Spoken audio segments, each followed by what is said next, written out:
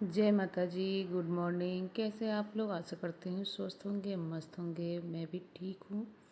और यहाँ पे चल रही सफाई, क्योंकि आजकल जो होता है धूल इतने उड़ते हैं ना, और घर से आने के बाद में ना ये सारी चीज़ें मैंने साफ़ नहीं किए थे, तो इस वजह से मैंने सोचा इसको एक एक दिन मतलब करके और सबको साफ़ कर दूँ। तो आज मैंने सोचा ड्रेसिंग टेबल के साफ़ कर दूँ, पूरा अच्छे से क्लीन कर दूँ। क्योंकि क्या है कि करना तो हमें ही है, कुछ भी करना है तो हमें ही करना है।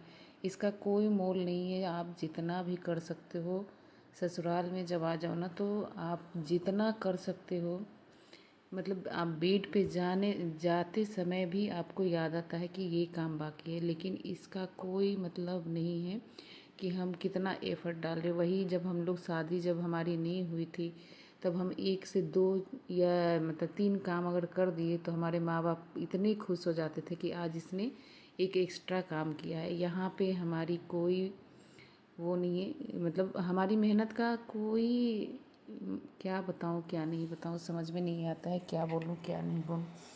तो हम यहाँ पे ससुराल में आप दिन भर रात भर लगातार आप मतलब करते रह जाओ काम ना, तो कोई मना नहीं करेगा कि हाँ तुम मत करो। कोई भी नहीं मना करेगा। अगर आपका आदमी सही है तो 1% वो बोल सकता है, बाकी कोई नहीं। तो इसलिए मतलब लड़कियों की ना ज़िंदगी बहुत ही बेकार, और मतलब जो हाउस वाइफ है बहुत कम होती है जो खुश रहती है घर में। और कुछ भी कर लो, तुम्हारी काम की वाहवाही या तारीफ़ कुछ तुम्हें नहीं मिलेगा।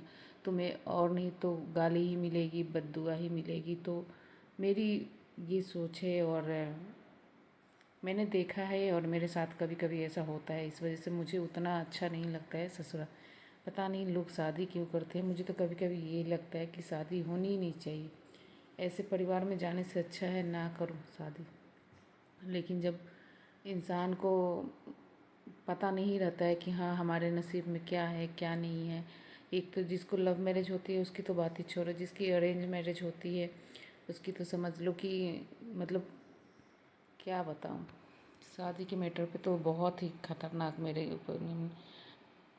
आप कुछ भी कर लो, वहाँ के लोग खुश नहीं हो सकते। करते करते जान भी दे दो, वो खुश नहीं हो सकते हैं। इसलिए और ये देखिए मैंने पिछले ब्लॉग में आपको दिखाए थे आम लेके आए थे, वो सारे आम पक गए हैं।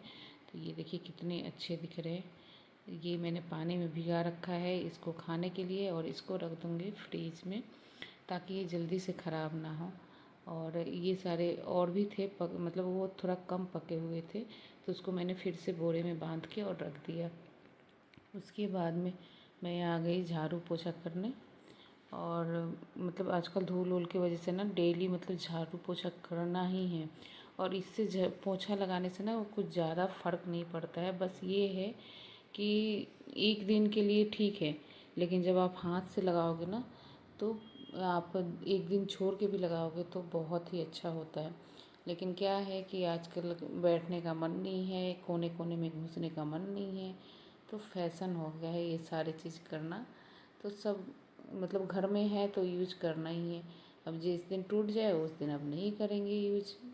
मैं तो ये सोची हूँ, लेकिन यहाँ पे है कि डेली डेली पोछा लगाना है तो ये चाहिए ही।